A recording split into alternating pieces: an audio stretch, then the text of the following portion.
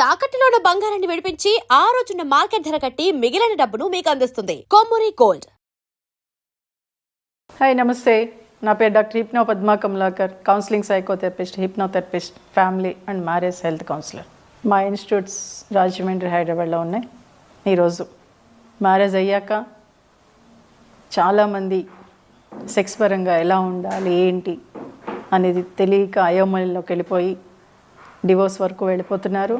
అప్పుడప్పుడు అంటే చాలామంది ఏంటంటే పెళ్ళి అయిపోయి పిల్లలు పుట్టేశారు, ఇంకా మాకు సెక్స్ కోరికలు ఏముంటాయనంట. ఏం కాదండి, హ్యాపీగా ఎక్కడికైనా వెళ్ళండి. ఇద్దరూ కలిసి ఒక అద్భుతమైన ప్రపంచాన్ని సృష్టించుకునేది మీ చేతుల్లోనే ఉంది. ఓకే, నేను చాలా వీడియోస్లో చెప్పాను, ఇప్పుడు కూడా మరలా చెప్తున్నాను. ఇద్దరు కలిసి స్నానం చేయండి, ఇద్దరు కలిసి చక్కగా బయటికి వెళ్ళండి. ఎక్కడికి వెళ్తారో మీ ఇష్టం అది. ఓకే, ఎప్పుడైతే కలిసి స్నానం చేశారో ఆ వాటర్ అలా మీలో పడుతూ ఉన్నాయో మీ ఇద్దరి మధ్యన అటాచ్మెంట్ అనేది మరింత అద్భుతంగా ఉంటుంది.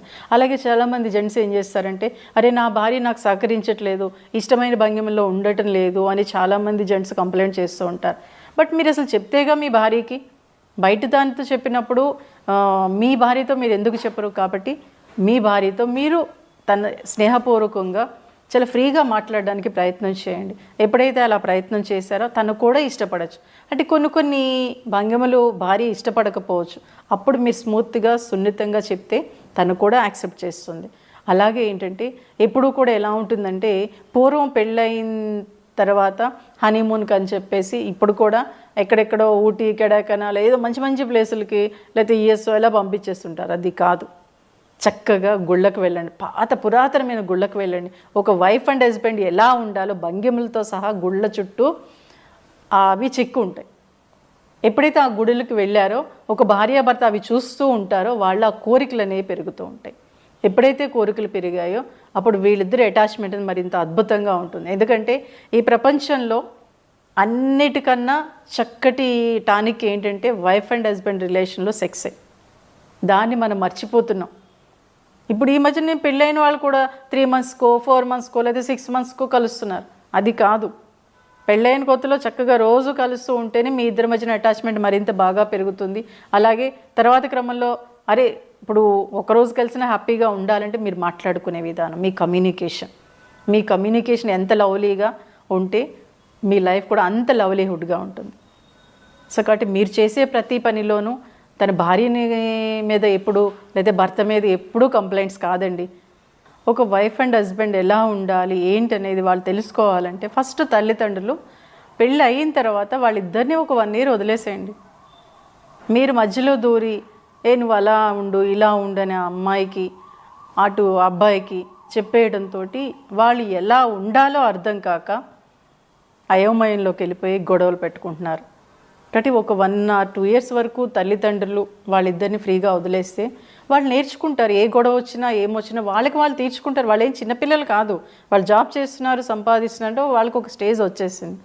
బట్ ఇక్కడ తల్లిదండ్రులుగా మీరు ఇన్వాల్వ్ అవ్వద్దు. అలాగే ఒక వైఫ్ అండ్ హస్బెండ్గా మీరు పెళ్లి చేసుకున్నారు కదా, మీరు సినిమాలు చూస్తూ ఉంటారు కదా, ఒక వైఫ్ ఎలా ఉండాలి, ఓకే అమ్మా నాన్నలు చెప్పలేదు అంటే సినిమాలు చూస్తున్న క్రమంలో ఎలా ఉంటే బాగుంటుంది, ఎలా ఉంటే భర్త అర్థం చేసుకుంటాడు, భార్య అర్థం చేసుకుంటుంది అనేది మీకు మీరుగా తెలుసుకోండి. ఎప్పుడైతే మీకు మీరుగా తెలుసుకున్నారో ఒక భార్యతో మీరు చక్కగా మాట్లాడగలుగుతారు. కొన్ని భయాలు ఉంటాయండి. ఎందుకంటే మన సంస్కృతి, భారతదేశ సంస్కృతి ఆడపిల్ల ఇలా ఉండాలి అలా ఉండాలని చెప్పడంతో భర్త దగ్గరికి వచ్చేటప్పటికి కాస్త భయపడుతుంది. అరే భర్తతో ఏమన్నా అంటే ఏమనుకుంటాడో, లేకపోతే ముందే ఎక్స్పీరియన్స్ ఉందా అని అడిగేస్తాడేమనే భయంతో ఎక్కువగా మీతో ఫ్రీగా ఉండలేదు.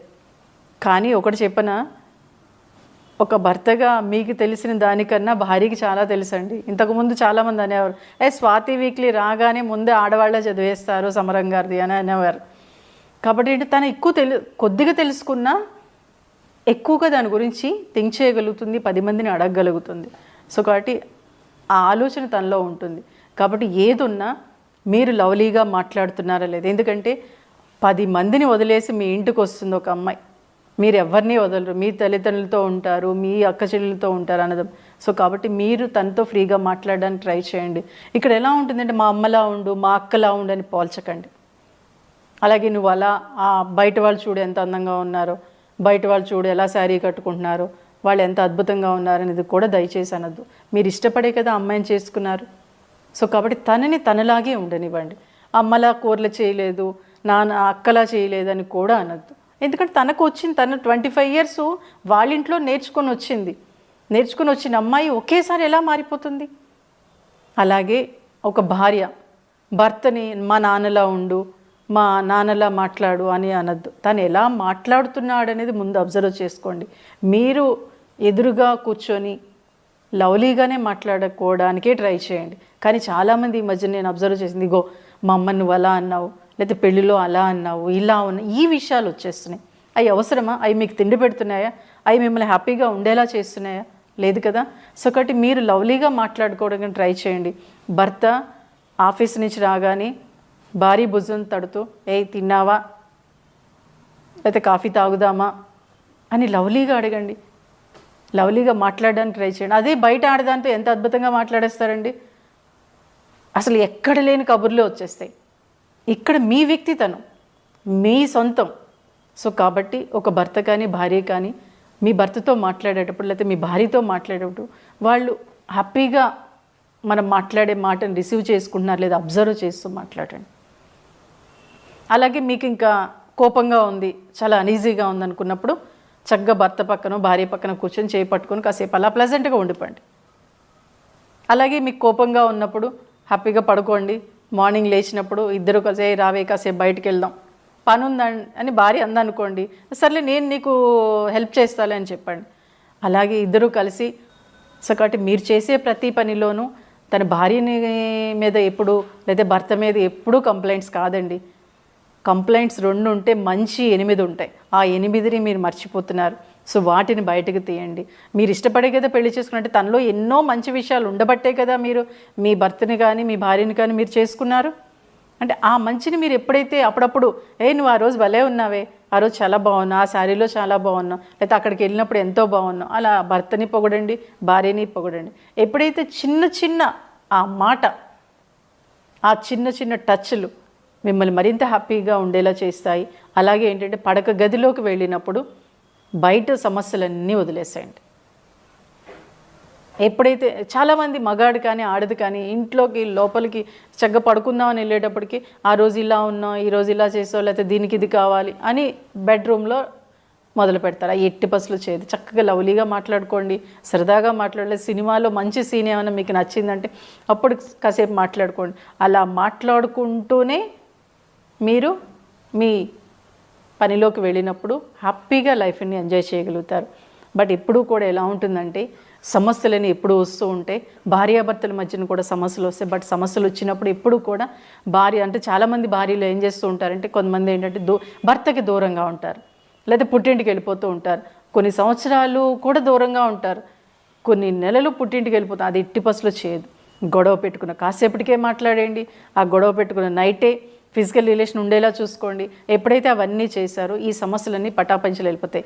బట్ మహిళ మీరు ఆలోచించండి, ఒక సమస్య వచ్చినప్పుడు ధైర్యంగా ఎదుర్కొని ధైర్యంగా సాల్వ్ చేసే కెపాసిటీ మహిళకు ఉంటుంది. సో కాబట్టి మీ ఫ్యామిలీలో మీ వైఫ్ అండ్ హస్బెండ్ మధ్యన సమస్యలు ఏమైనా వస్తే మీకు మీరుగా సాల్వ్ చేసుకోండి. థర్డ్ పర్సన్ ఎంటర్ అవ్వకండి. మీరిద్దరే కూర్చొని సాల్వ్ చేసుకోండి ఏ సమస్య వచ్చినా కానీ.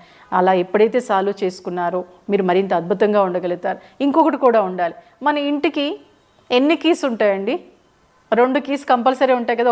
ఒకటి భార్య దగ్గర, ఒకటి భర్త దగ్గర ఉంటాయి. అంటే చాలా ఫ్రీగా ఏదైనా మనం తీసుకొని లోపలికి వచ్చేయచ్చని భార్య భర్త అనుకుంటారు కదా. అలాగే మీ ఫోన్లో మీరు లాక్ పెట్టుకోకండి. ఎందుకు లాక్ పెట్టుకోవాలి? భార్య అయినా సరే భర్త ఫోన్ తీసేలా ఉండాలి, భార్య ఫోన్ భర్త తీసేలా ఉండాలి, భర్త ఫోన్ భార్య తీసేలా ఉండాలి. లాక్ అవసరమా? మీ ఇద్దరి మధ్యన అది ఉంటే మటుకు కొంతకాలం లాక్ లేకపోయినా సరే మీ ఫోన్ ఎవరు ముట్టుకోరు, మీ భర్త కానీ మీ భార్య కానీ. మీ ఇద్దరి మధ్యన రహస్యాలు ఏముంటాయి చెప్పండి?